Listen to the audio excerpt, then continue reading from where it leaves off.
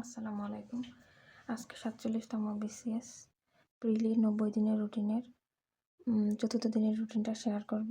আজকের রুটিনে থাকছে হচ্ছে বাংলা দ্বিরুক্ত শব্দ। এখানে দ্বিরুক্ত শব্দ কমপ্লিট করার পরে এই অংশ থেকে যে এমসিকিউগুলো এক্সামে আসছে সেগুলো কমপ্লিট করব। দেন পড়ব হচ্ছে ম্যাথ থেকে এখানে সূচক এবং লব পড়ব।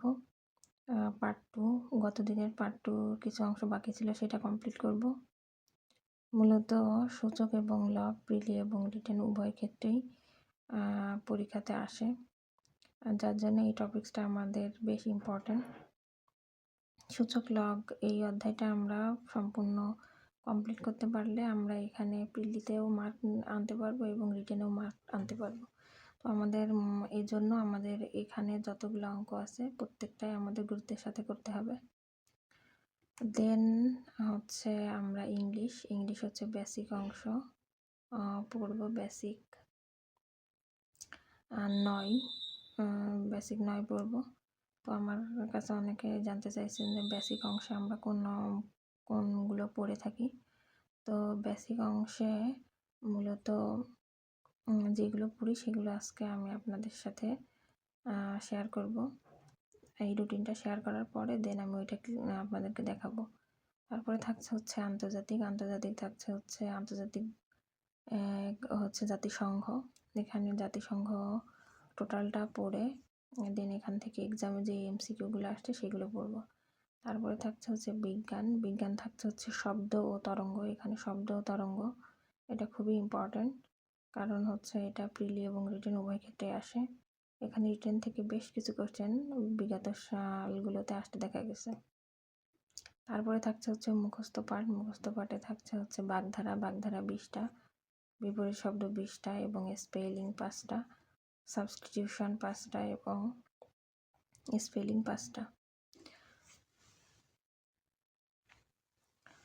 আমাদের এই বেসিক অংশটা মূলত রিটেনের জন্য বেশ ইম্পর্ট্যান্ট, কারণ হচ্ছে রিটেনে আমাদের বাংলা টু ইংলিশ করতে হয়, ইংলিশ টু বাংলা অনুবাদ করতে হয় এবং ফ্রি হ্যান্ড রাইটিং লিখতে হয়। তো আমাদের ছোট ছোট ভুলগুলো আমাদের হচ্ছে মার্ক কাটে বেশি।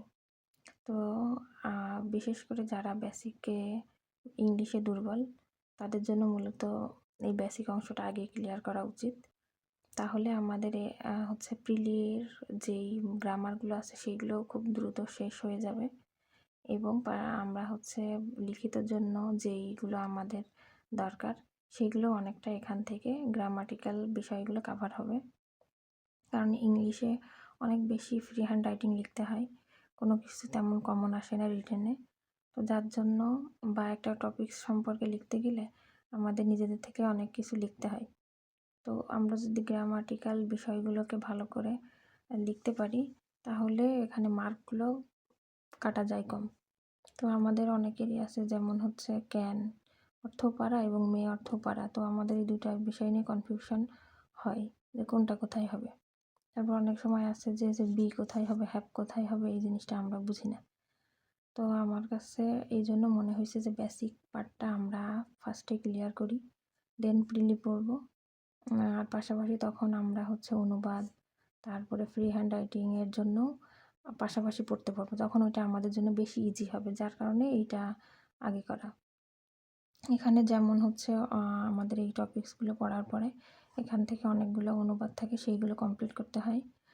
দেন কিছু এক্সারসাইজ থাকে, সেইগুলো কমপ্লিট করতে হয়। তো যেটা হচ্ছে আমাদের অনেক হেল্প করবে রিটেনের ক্ষেত্রে, কারণ রিটেনে 50+ মার্ক হচ্ছে অনুবাদ এগুলাতে থাকে।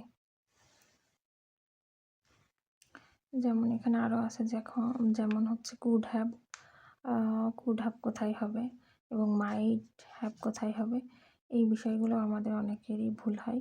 তো এই সব বিষয়গুলো আমরা ক্লিয়ার করে দেন এখানে অনুবাদগুলো যদি করি তারপরে এক্সারসাইজ করি তাহলে আমাদের এই বিষয়গুলো আরও ভালোভাবে ক্লিয়ার হয়। যে এমন কিছু এক্সারসাইজ দেওয়া থাকে, তো আমরা ওইগুলো কমপ্লিট করার পরে আমাদের কনসেপ্টগুলো ক্লিয়ার হয়ে যায়। এইভাবে পড়লে প্রিলিতে যেই গ্রামারগুলো আছে সেই গ্রামারগুলো এখানেও আছে। তো আমাদের জন্য উভয় ক্ষেত্রেই এটা হচ্ছে ইফেক্ট। আর হচ্ছে আমরা যেহেতু রিটেন এবং প্রিলি পাশাপাশি পড়ব, তো আমাদের এই বিষয়গুলো আগে ক্লিয়ার করলে রিটেন আমার মনে হয় যে বেশ কিছুটা সহজ হবে আমাদের জন্য। তো যার ভালো লাগবে সেইভাবে পড়বেন, যার ভালো লাগবে না সে অন্যভাবে রুটিনটা সাজাবেন। তো আজকের মতো এ পর্যন্তই। ধন্যবাদ সবাইকে।